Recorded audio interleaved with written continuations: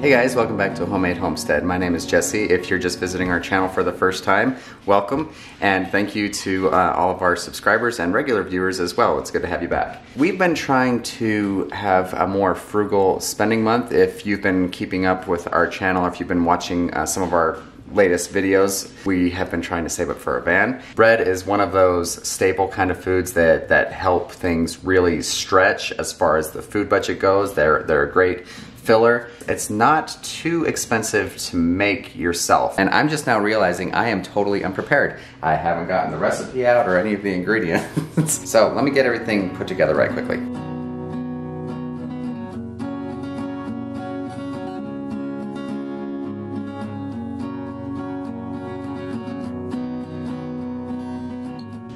All right, here's our recipe. It's pretty straightforward. We have 5 cups of water at 100 degrees. We just put Jesse warm. I don't know if you want to bother with a thermometer. We never do. It's just to where it feels like it's a comfortable kind of warm, not necessarily hot.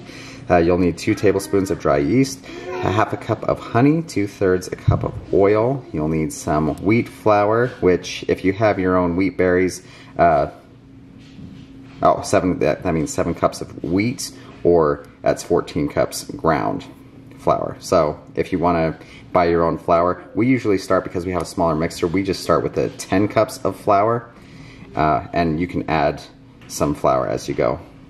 We also have oats, which are optional. All of these are optional. It's a very healthy kind of multi-grain bread, and this is just as healthy as you want to make it. So we're going to be adding, I think, all of these things today if we have them. Oats, wheat germ, half a cup, 3/4 a cup of sunflower seeds, and 2 tablespoons of salt. Let's get this all together. Here's our wheat germ and our yeast.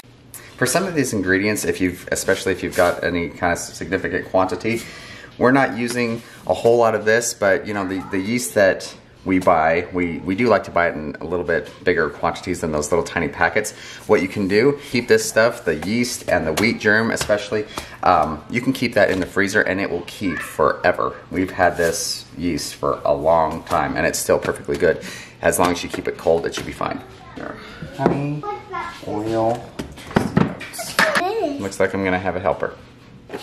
And some flour. Oh, sunflower seeds and salt. That looks like all we need. Our good old mixer here. We love this bread mixer. Rachel actually found it on a yard sale webpage. I think it was like somewhere between 20 and 30 bucks or whatever. But if you know this, it's a KitchenAid. They can tend to range up into the hundreds of dollars, so it was an awesome save. And it had some stuff that was wrong with it, like with the gears, they were grinding or whatever. But YouTube is amazing, and I was able to look up an instruction video on how to take this particular thing apart and grease some of the gears on the inside, and it works like a charm now. And here's our 5 cups of water. I'm going to be heating it up on the stove today. You want it to be warm, not hot, but warm water just helps that yeast activate, you know, start doing its thing. That's what makes the bread all nice and fluffy.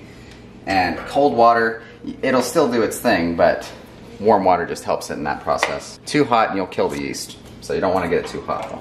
So we've got our water heated up. Now we can add 2 tablespoons of dry yeast. Half a cup of honey. If you really want to help your bread pooch up and become that fluffiness like everybody likes, one thing that can help with that is adding your yeast and your sugar together. You can also use white sugar or brown sugar. We like to keep it a little bit healthier for this recipe, so we're using honey. The honey bowl does. Where's the honey bowl? You want some honey? Oil. Now we're going to add our flour in. It says 14 cups. This is a little bit smaller mixer. So I'm just going to start with 10, and we'll probably add more until it gets to probably more like 12 cups. But this is just to make sure that you don't make too much of a mess. 2. So that's just 9, and I'm already kind of worried about it coming out. So I'm just going to call it at that and add as I go.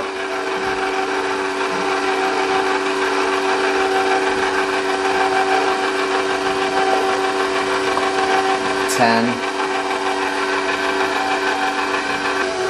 2 tablespoons salt. Now real quick before I keep mixing and keep adding flour, one tip that you can also really help to make your bread come out really nice and fluffy is if you keep your sugar, whatever that is, whether it's actual sugar or brown sugar, honey, you keep your sugar and your salt separated from each other. It's so good. Because, or specifically the yeast and the sugar you want to add sort of together, you want to keep that separated from the salt. It doesn't have to be the very last step. The salt will kill the yeast as well, and you'll end up with squatty bread. Still looking a little slack. I did not take my own advice. I got a little too excited adding in the flour, and now it's sort of just fluffed out. That'll be okay. It's bread. We're working with flour. You kind of got to expect to get a little bit messy. I didn't even wear an apron. This is looking like it might be a good consistency to work with. It's kind of like a Play-Doh consistency. I'm going to give this a scrape down. I think it's a good consistency that we wanted. It's not, all of it's just sticking to my hands. So I'm going to get this out of the mixer. And actually all of this flour that has spilled out onto the sides, I'm going to use that for counter flour so that this doesn't stick to our counter. It'll work out. I forgot to add my oats. Alright, so hopefully it'll fit and not just all... I'll start it on low speed. It's okay. It wasn't a clean counter already. Alright.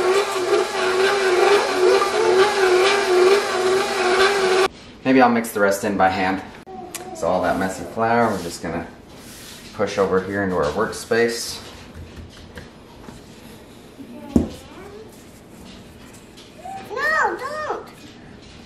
Oh man, this did not get mixed in at all. That's right, we'll need it in. Yeah. You guys want to massage that in, sort of fold it in? Yeah. Here, hang on.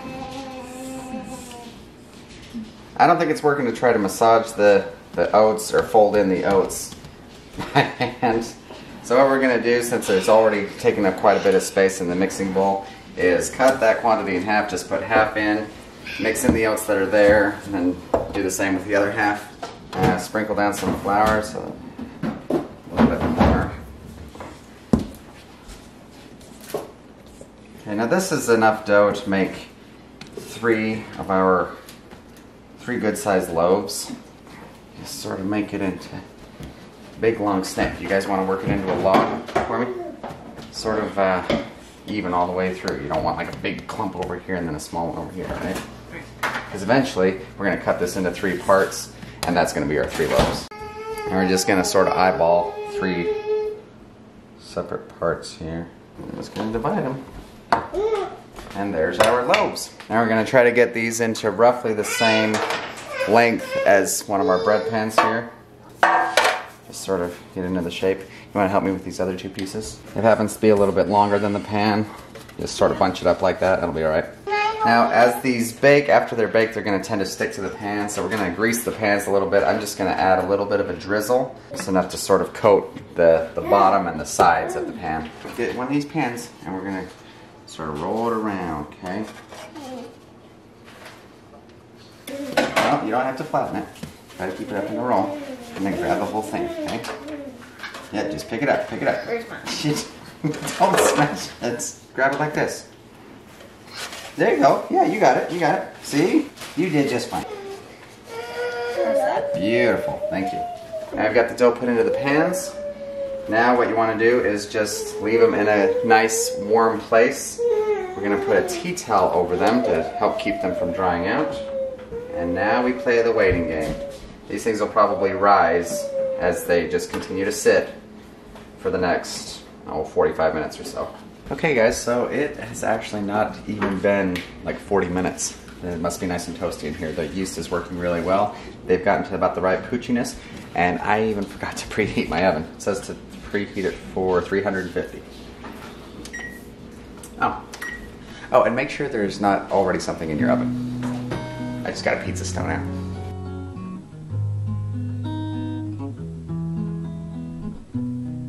Now what we're gonna do is just be nice and careful. Ooh, look how pretty and poochy those things turned out. Get them in the oven. Oh.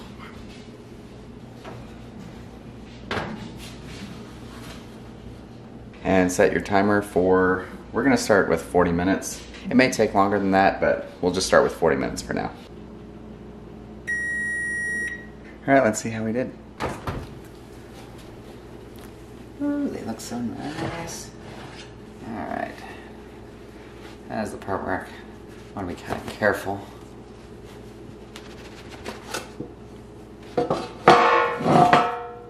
Kind of check them on the corner right here. Give them a little bit of a tap. I'm actually going to give them like another 5-6 minutes just to make sure that they get like a really decent bake on them, because I really don't want them just collapsing all over me after they're all baked and cooled off. There we go. That looks like a little bit better color. A little bit more golden. Not quite so peaked.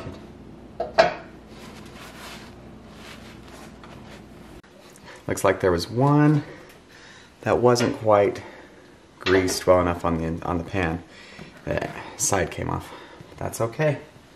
I may try to scrape that part off the pan and enjoy it anyway by itself. Okay guys, well, I think all that's left now is to cover them with a tea towel a little bit. You don't want to slice them right away while they're this hot, because again, they'll just probably crumble and break all over the place. As they cool, the bread will set up just a little bit. And after that, all that's left is to enjoy these bricks of golden goodness. Well, thanks for following along with me as I did that. If you guys were doing that with me, let me know down in the comments below what you thought of this bread recipe. This is actually a family recipe. This is something that my mom baked all my life growing up, and it actually turns out, I found out later, that came from my grandmother. This is my grandmother's recipe. So let me know what you guys think of it. We love it. Thanks so much again for joining us. If you like this video, be sure to give it a thumbs up before you leave. Share our channel with some of your friends who may also like bread. We look forward to hearing from you, and until then, we'll see you in the next video.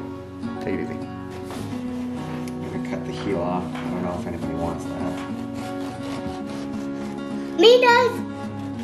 Ooh, look how pretty. Thanks. Thank you.